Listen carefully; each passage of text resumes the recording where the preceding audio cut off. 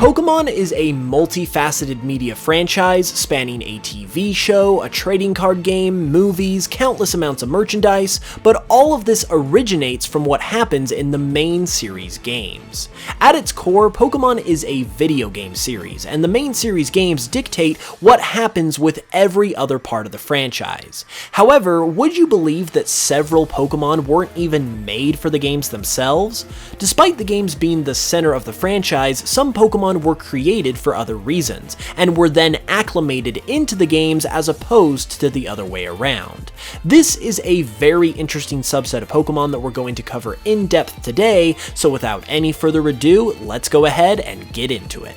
We're going to begin this video in the Unova region with Audino. While it was made during development of the games, Audino was designed specifically with the anime in mind. In an interview with Nintendo Dream magazine that was kindly translated by Pokemon historian Dr. Lava, Sugimori said of Audino, "It's a bit like Chansey from Gen 1. I was thinking that the Pokemon anime would probably switch to all new Pokemon, so I started to worry about who would stand behind Nurse Joy. So I tried to think of a Pokemon that could fill this position.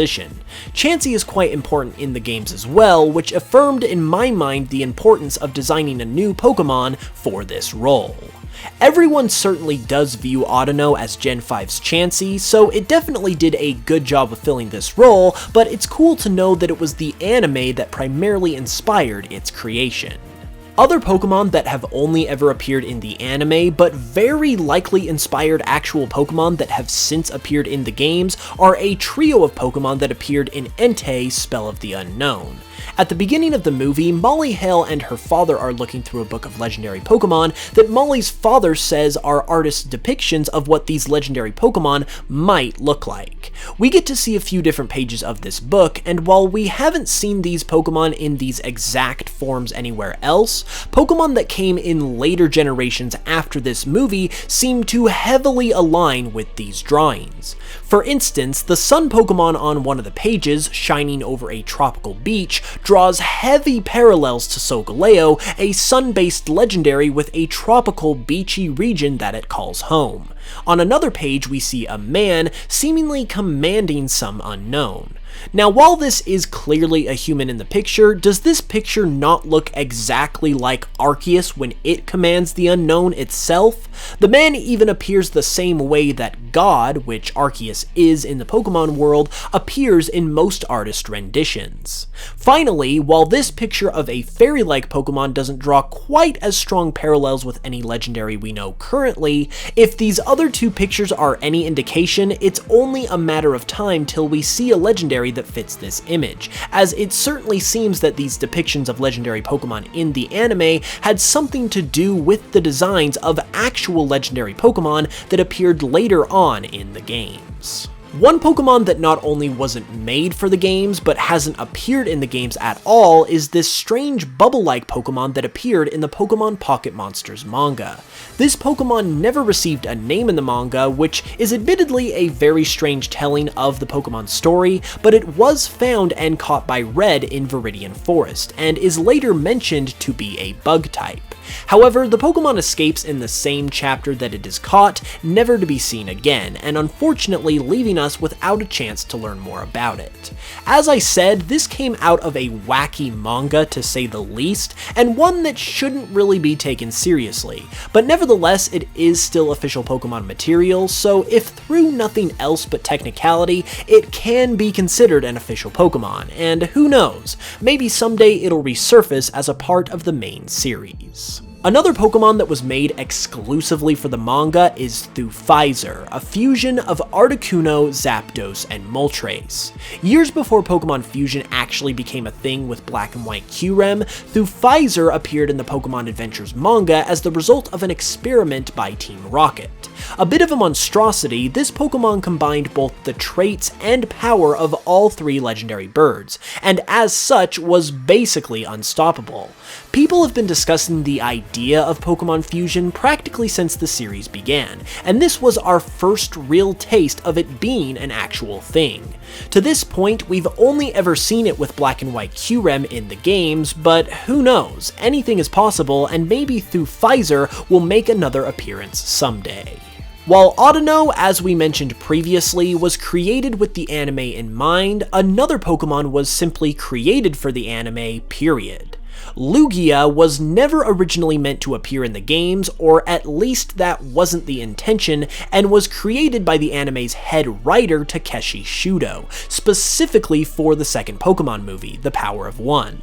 It was essentially just a plot device that Shudo used to execute the story he wanted to tell, and he even mentioned in a blog post, once again translated by Dr. Lava, that he was actually surprised to see it later used in the games. While it was never intentional, Game Freak clearly saw potential in Lugia, even making it the mascot of Pokemon Silver version. It only makes sense considering all the kids watching the second movie would have immediately wanted to catch it for themselves in the games, which would have in turn increased the appeal of Gold and Silver exponentially upon Lugia's inclusion. It's really a genius bit of marketing and a process which has probably resulted in the creation of more Pokemon than we actually know about currently. Another set of Pokemon that come from the Spell of the Unknown Entei movie but have never appeared anywhere else are the Greek and Cyrillic Unknown. We all know that the Unknown in the games resemble the letters of the Latin alphabet, with two forms also resembling an exclamation point and a question mark. But in the third Pokemon movie, there also appeared several forms of Unknown that resemble various letters from the Greek and Cyrillic alphabets. As unique and mysterious as the Unknown are, this is the only time that we have ever seen additional forms of them outside of the punctuation marks that were introduced in Gen 4. But to this day, they have never been added to the games. Since the Unknown are closely related to Arceus, however, and it seems that Diamond and Pearl remakes are on the horizon, maybe we will see these or some other form of Unknown introduced in those titles. I think that would be a great addition to the remakes, and I would love to find out someday what significance these Greek and Cyrillic forms truly have. This next one is one of the most interesting in my opinion because it has to do with a pre-evolution for Celeste Stila. As you probably know, Celeste Stila doesn't evolve into or from any Pokemon. In fact, most Ultra Beasts don't have any evolutionary relatives. But in the anime, Celeste Stila more or less did receive a pre-evolution that has not been seen in the games to this point. It was actually treated more so like a baby Celeste Stila, similar to baby Kangaskhan, rather than a pre-evolution, but with its design being the way it is essentially a pre-evolution, and it would honestly be amazing to see it included in the games at some point. It'll probably never happen, but it's certainly one of the cooler quote-unquote unofficial Pokemon that we've ever seen. And to top it all off, we have not one, not two, but three Pokemon who not only weren't made for the games, but weren't even made as Pokemon initially.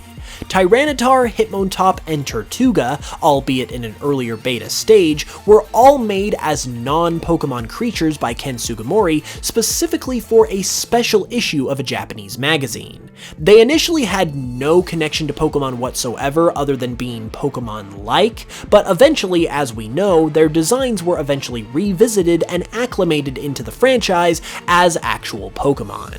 This is one of the most interesting origins for a Pokemon that we currently know of, and much like some of the other Pokemon we've talked about, you can't help but wonder with all of the character art Sugimori has done over the years if there are any other Pokemon out there that might share this same origin story. And there we have it, everybody. If you enjoyed the video, leave a like and a comment, and subscribe if you haven't already for more Pokemon content.